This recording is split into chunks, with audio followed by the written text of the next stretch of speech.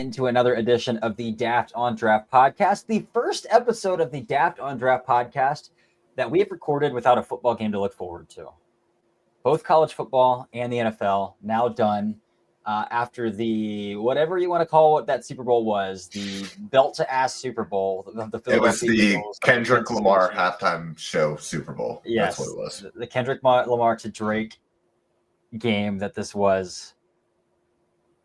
I don't know how to start other than saying I don't know. I didn't anticipate this game being 34-0 at one point. Well, it's very much like the Kendrick and Drake beef, very one-sided from start to finish. One team was clearly more prepared for the moment, was about that action, and the other team wasn't built for the moment, which is crazy to say for a team who has won the last two Super Bowls before this one.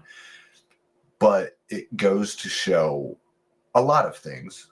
But I think the biggest thing that it showed was if you can legitimately somehow, even for one season, create a roster that legitimately does not have a single hole, it's going to be really tough to lose games once that roster starts to gel midway through the year. Because after the bye, there's no questioning who the best team in the NFL was.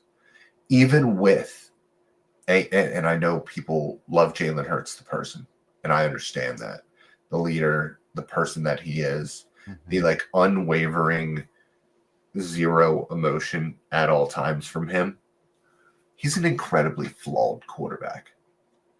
And it doesn't matter because he brings enough around an environment that is as suited for success as any I've ever seen. Yeah. And I think the Ringer went through it. It's like all you need is A.J. Brown, who is a legit number one, Devontae Smith, who was a freaking Heisman Trophy winner, the best offensive line in the NFL, the best defensive line in the NFL. You need to absolutely smack on your last two cornerbacks that you drafted. You have one of the best defensive coordinators in the NFL, and a lot of people wanted to poo-poo on him because it didn't work in Miami.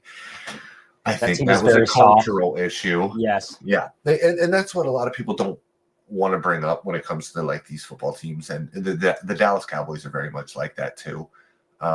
Maybe it's something about the warm weather, toughness, or ability to be coached tough. The Cowboys are a country club. That's just the way that Frisco is ran with Jerry Jones. And I think that it brings forth a lot of cultural issues when it comes to when things get tough. And then that is the real kicker with Philly. Philly is as blue collar as it gets. Philly is as grinded at. It is the home of Rocky freaking Balboa. Yep. And that's not a fictional fucking character in Philadelphia. So everything was perfect on that team. And I don't understand why we couldn't see that not maybe 34-0 at one point was going to be the outcome.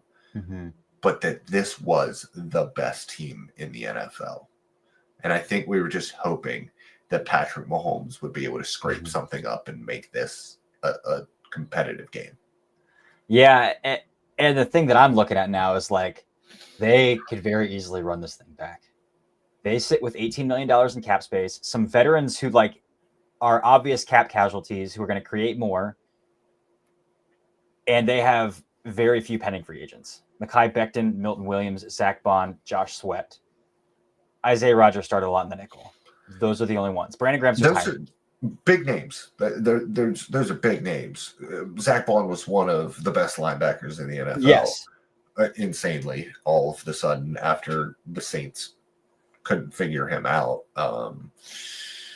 But if you look at the way the Eagles structure their contracts, their owner loves to pay out in the form of bonuses. So they're gonna be all small cap hits in at least year one. Yeah. And what's Mekhi Becton? They're gonna lose Milton Williams. They'll lose Milton Williams. But that's another thing is they have hit on just about every draft pick over the past 2 years. Yeah, and they're going to extend Jordan Davis too. Yeah. So Outside of the Bryce Huff signing, which is very devastating to their books because he doesn't play at all, and they gave him $20 million a year. yeah. I mean, they've been flawless over the past 2 years. But you lose Milt Williams. Moro Ojomo's playing phenomenally in a rotational role for them. Mm-hmm. Thomas Booker, they claimed Byron Young off of waivers when the Raiders cut him. Jalix Hunt is awesome. Like, they've got these guys that can play.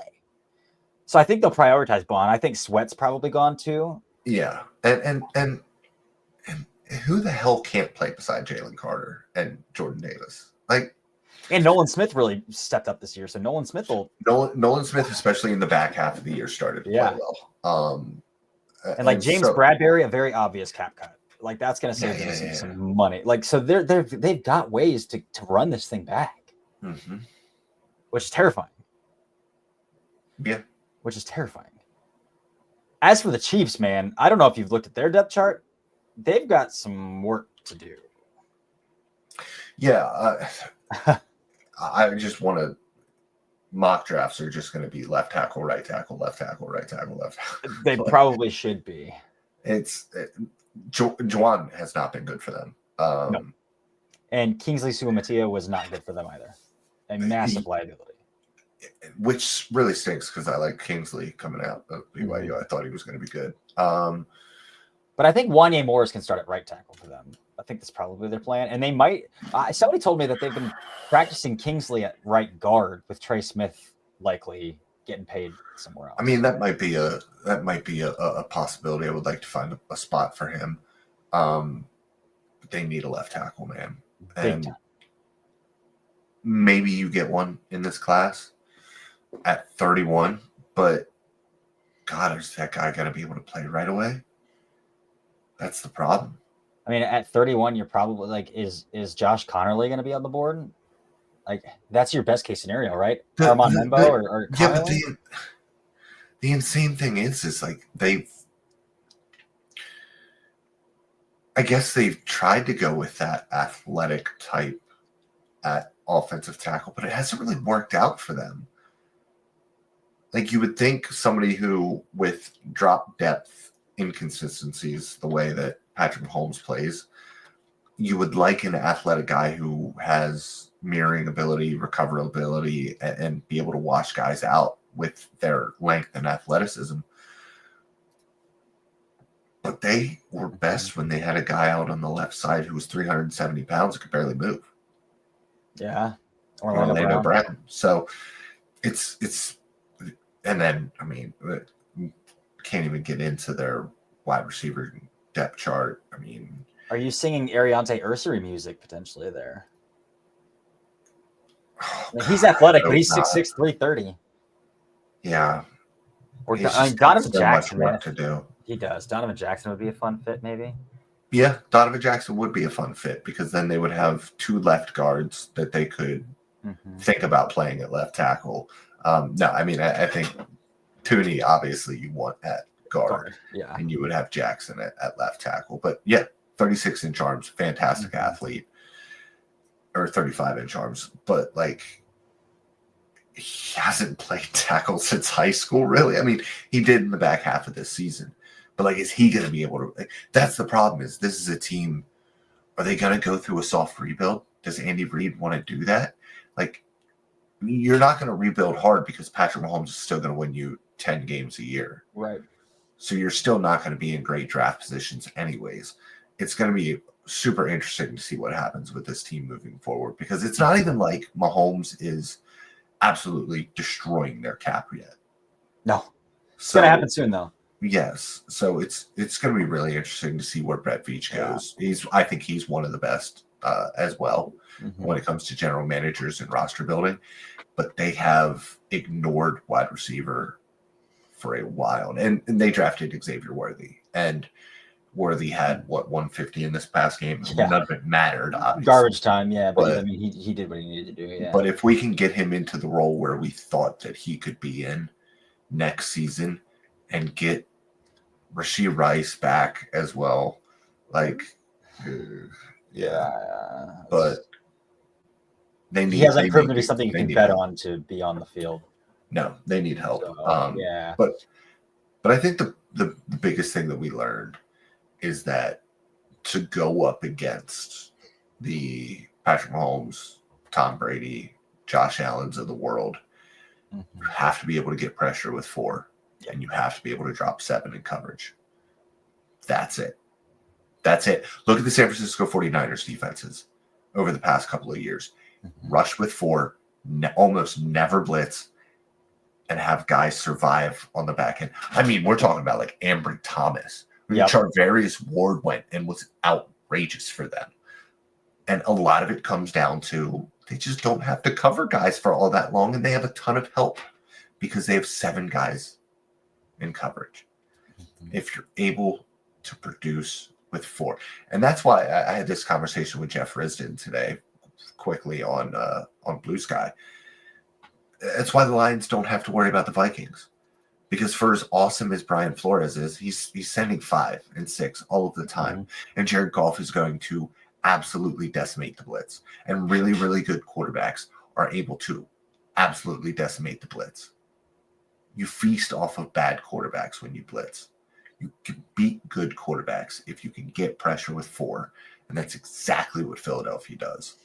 And then on the offensive side of the ball, they have always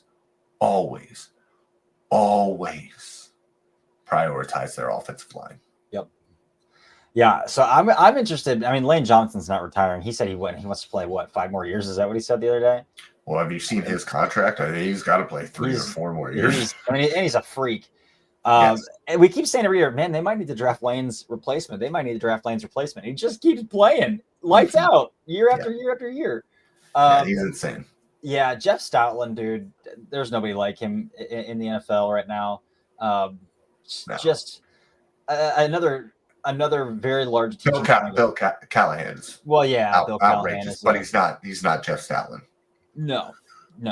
The Mekhi Becton thing just continues to blow my mind. That he was completely broken. He didn't want to play football. Like New York was ready to cast him off, and I think he was ready to quit too in New York. And he comes to Philadelphia. They take a shot on him. They stick him at right guard, and he develops under Jeff Stoutland into a very capable guard. Isn't that just kind of the New York Jets and Giants story? Yeah. What are Jamal Adams kind of the same way? What's wrong with those organizations? I mean, other than ownership, but like Saquon as well. Like, and we knew Saquon was outrageous, but Sam Darnold wasn't great in Carolina either. But he went to Carolina. He went to San Francisco. He's finally like playing decently well in Minnesota. Guys just go to New York to die. It ended Aaron Rodgers' career. That and the ayahuasca, probably. But, being an overall dick can tend to do that too. Yeah, for sure.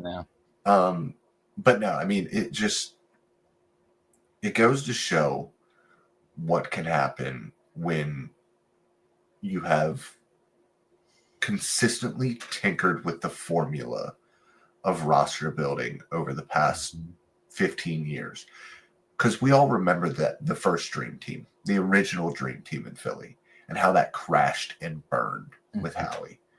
And how Howie has built this thing back and figured it out. And then have also put together phenomenal coaching staffs. And say what the hell you want about Nick Sirianni and what he might be. He is the perfect head coach for the Philadelphia Eagles. He's the perfect personality, and he surrounds himself with outstanding position coaches and coordinators. He sure does. So, like, is there anything else we want to add about the Super Bowl? What we can take away? I said this off air. I'm going to say it on air. Jalen Hurts clearly was further ahead in 2020 than Jalen Milroe is this year. But if you can, I'm kind of talking myself out of it because this is literally the perfect example of roster building. And I don't know if it can be replicated. But like, there's a part of me that thinks like if you have a quarterback that you have conviction about, like a Jalen Milroe, like a Jalen Hurts, Milroe a toolsier, less of a developed passer than Hurts, and you can put pieces around him to complement what he actually does well, though. Like I'm starting to think that like, I mean, Patrick Mahomes has played in 5 of the last 6 Super Bowls, so I'm not going to go all the way out on like you need an elite quarterback to win, but like build around your quarterback.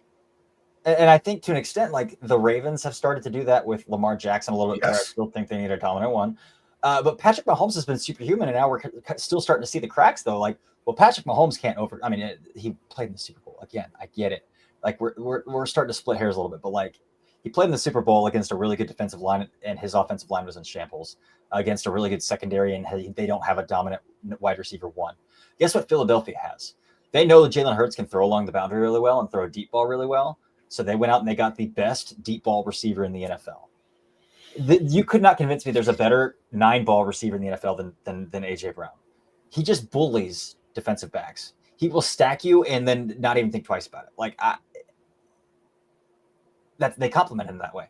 They said, you know what, we need to take some load off of Jalen Hurts here. So they went out and they paid a running back, which is that was the change up for Howie, because Howie's never paid a running back before. Yeah. But it turned into the offensive player of the year and took a massive responsibility. Because let's be 100% real here. Jalen Hurts was not good this year in the regular season. He was not good. Not good. He was a liability for that offense a lot of the time. Yeah.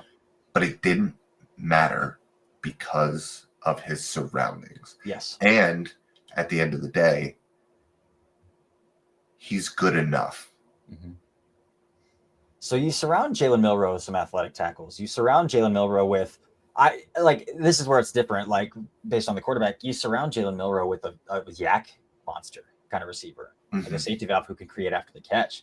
I mean, Jalen Milroe's got a pretty decent deep ball though too. Like that's part of his game a little bit. Like, so can you do that, and can you get the most out of a second, third round quarterback? Again, banking on that is really foolish, I think. Yeah. I think the Eagles took Jalen Hurts because they wanted a safety valve in case Carson Wentz crashed out, and Carson Wentz crashed out. So like they didn't draft Jalen Hurts to be the future. They drafted Jalen Hurts because they wanted a break in case of emergency. Yeah, they wanted insurance. So that's different. Like no team should be going into the NFL draft saying, do you know what?